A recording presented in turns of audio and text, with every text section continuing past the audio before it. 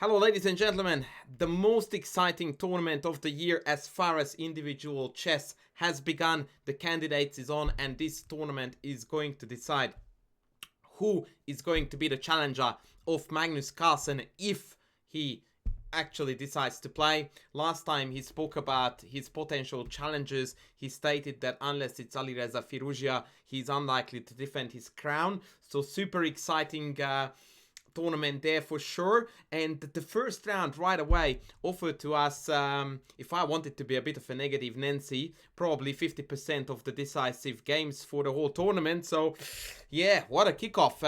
Very good stuff there. 2 decisive games, and boy oh boy, the Duda Rapport game should have been actually the third, but the Hungarian managed to save his skin.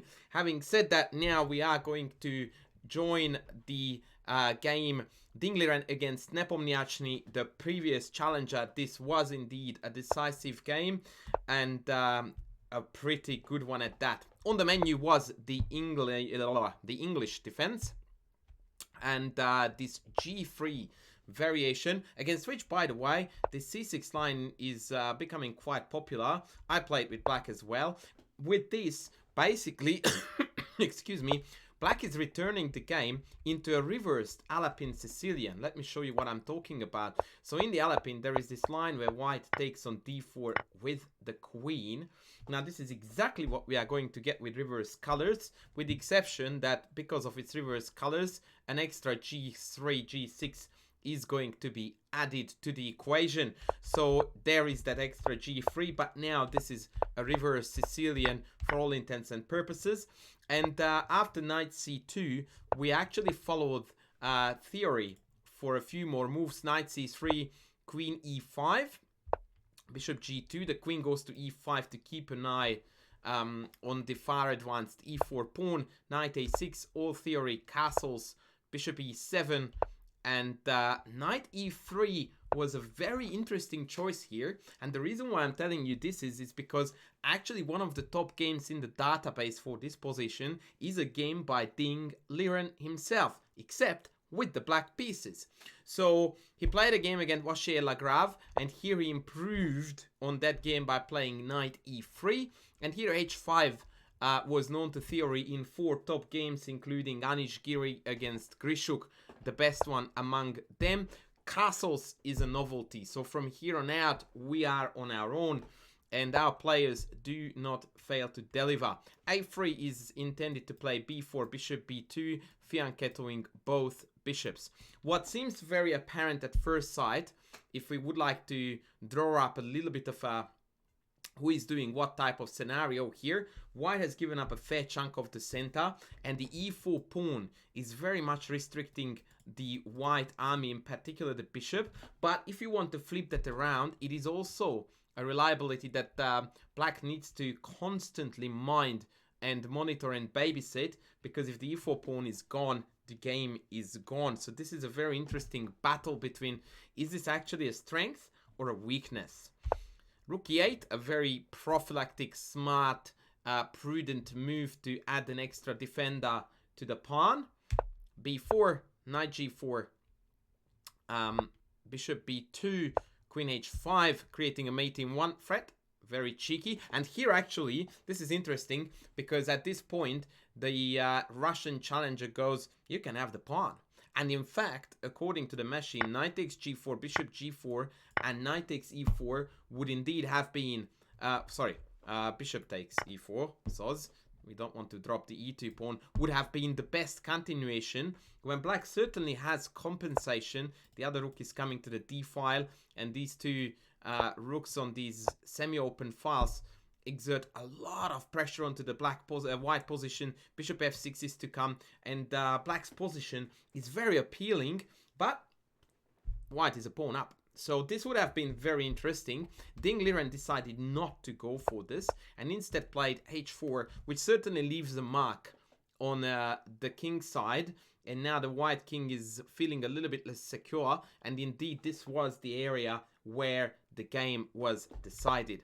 Bishop f6 was played, very logical, pinning the knight, opening up the rook, queen c2, knight takes e3, d e3, and with this, now we arrived in the crucial structure of the game that defined the rest of the proceedings. So white has got this extremely ugly pawn structure, which is shut down by the pawn on e4. As a result of that, no proper pawn break, is imaginable or doable. So white's sole strategy, actually not the only strategy, but the main one, is to attack e4 like there was no tomorrow, and or to try to accomplish some kind of damage on the queen side. On the flip side of the coin, black wants to hang on to e4 and create a king side attack. A very exciting scenario for sure. Bishop f5, knight a4. The first notable mistake. White immediately needed to seek counterplay on the other side of the board, especially since stakes actually allows white a large edge, because now the knight has got a few delicious squares to keep in mind, and the rooks are coming into the fray quick enough so that black doesn't have time for this kingside attack that happened in the game. And the reason why it could happen in the game is because now white is just too late to the party. Knight c7 was played, knight c4 was played, rook d1 is the engine's preference, but knight c4 is okay. But after rook e6, now things are getting really hairy, because what I vision here for black, but of course I have got the benefit of hindsight, is that black is going to shut down all d-file operations by knight d5. Black is going to shut down all kinds of attack against the e4 pawn by bringing another rook to the e-file. And from there on, there is nothing we can do against black's g5 operation that is going to blast this kingside open and deliver a deadly attack. So from here on out, white needed to be extremely precise and cautious. Rook d1 was still okay, but I think I already like here the engine's positional pawn sack a lot with b5. This is an extremely clever choice. The idea is to divert the knight from blockading the d-file, thus allowing enough time to find a penetrating square somewhere down there and tickling the weaknesses. An exciting variation here goes with g5 takes, a4, knight c7, and rook b1. And now it feels like white is also calling a fair few shots, so black can't be entirely focusing on the kingside attack. According to the mighty machine, this is a dynamic equilibrium, a sort of a weird equality where the two counterplays sort of cancel each other out. Very fascinating chess. Now, I do not blame Ding Liren for not finding this positional pawn sack. By the way, if the pawn takes back, the knight a5 hits two targets at the same time, would have been lovely too, and instead played rook d1. But as I said, now all black's ideas are coming to the fore, and white seems to not responding on time. Now, for example, b5 may be a bit too late to the party, because I can just ignore it now and bring the boss to the party. And I already prefer black here significantly, and rook d4 actually dropped the ball entirely. This is just too slow, and here actually h6 was a poor response. In turn, g5 was already good to go, and boy, when a move like this is good to go, you go. The idea is that bishop takes e4 is very strongly met by rook takes, and queen g6. Ouchie! Now that pin hurts, and the brilliant idea behind this queen g6 move is not only that it creates a pin here, but it also has this beautiful x-ray vision down the g file, so that if I play f3 guarding the rook, then comes gh4, and lo and behold, it turns out that the queen is actually eyeing at the king even more importantly than onto the rook queen combo on the diagonal. This would have been absolutely beautiful, but obviously being first round, some of the players, in fact most of them, probably are still warming up and warming into the tournament, and finding such a comical move here may have been a bit of a too tough ask. I don't know. Nepo, usual to his style, played it very fast, and h6 only took him 7 minutes. That, in a position like this, I would deem to be a very quick move. And by no means, by the way, one of the most logical, because rook e8 seems to me to be the most thematic if we don't go for g5, which it turns out is winning. h6, queen d2, rook e8, and like I said, Ding Liren dropped the ball here multiple times, playing really passive, meaningless moves. That being said, Black is significantly ahead already now. I should rather say White is on the back foot, because we constantly are failing to create counterplay. White's best chance, as almost always, by the way, when you are under pressure, under attack, the saving grace is so often an exchange sack. It is almost like a cliche, a meme. Bang, take, and all of a sudden, we are good. We are right as rain. There is no attack on the king side. There is a 5th rank pin. The e4 pawn again is becoming a problem. Knight d6 is incoming. So that is such an educational moment. And as you can see, even the greatest of the greatest fail to occasionally grab these opportunities. And unfortunately, after queen d2, rook e8, this is never the same story, because now after take, we have queen e2. Supremely annoying move, and after queen takes here, we can pick off the knight on c4, and Black wins. So queen d2 was also a little bit meh, and after king h2, bishop g4, now the attack is in full swing, and I don't think that this game is savable anymore for White. Knight a5 was played. Once again, g5 here is already winning, but rook f6 is also a winning move, so I don't really want to blame Nepo for going that way. King g1, g5.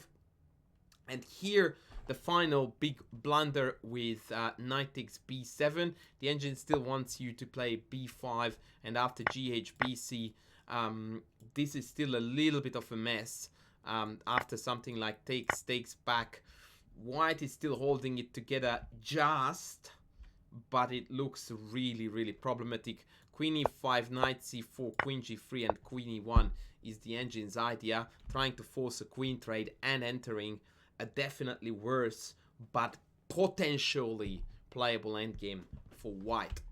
Instead, Ding Liren went for knight takes b7 here, and now it is just carnage. G takes h4, and there is nothing to stop this avalanche of attack on the king side. Knight c5, h3, and this move is just a beautiful decisive measure. Now the bishop has got too few squares to work with. Ding went with rook e4. Let's have a look at a couple of other ideas.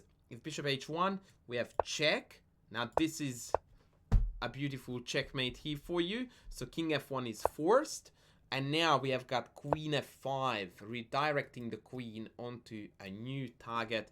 And that is all she wrote. Note that f4 loses to en passant. And of course, if I choose to walk, then the queen just penetrates on f2 with elementary power, winning the rook on a1. So this is all completely unplayable. Ding Liren opted for rook e4, allowing actually Nepo to flex the muscles and sack a rook. Knight h takes g2, and this is already bordering checkmate, and rook e8 actually leads to a forced mate now after king g7. f4 was played, check was played, takes, check, or rather take, and here the coup de grace, a beautiful check, bishop h3, and that was the time when Ding Liren threw in the towel. I'm going to show you how it could have ended. King takes, queen check, king here, check, king g5, and after queen h3, the queen g4 checkmate can only be delayed by throwing in a fair few silly checks and sacking all of our pieces, and that would have been the end of this game. So, fantastic round one, super exciting chess, 2 decisive games. We couldn't have hoped for a better start. I need to mention briefly the Fabiano Caruana Hikaru game, where Hikaru got gradually outplayed by a surgical precision or display by Fabiano. Fabi is definitely someone to look out for. Obviously, the whole chess world went into a guessing frenzy about who is going to win. Now I feel like it's unfair to say anything, because I have got already the knowledge of the results of round one, but I tell you that before the tournament I was guessing for Duda just to be a little bit different. I really hope that Hikaru does well because he likes my YouTube channel a lot. And I also hope to see a lot of exciting chess out of Firouzja and my countryman Rapport, of course. And I'm obviously cheering for Rapport, but having seen his first round game, man, I don't know. Very shaky stuff there. Let's hope that he bounces back. So, for the rest of the tournament, I'm going to bring you a recap every day, so be sure to stick with me. I'm going to pick the best game of every single day. Please don't forget to like, to sub, to potentially super like me if you like, and I'm going to see you in the next video. Thanks for watching.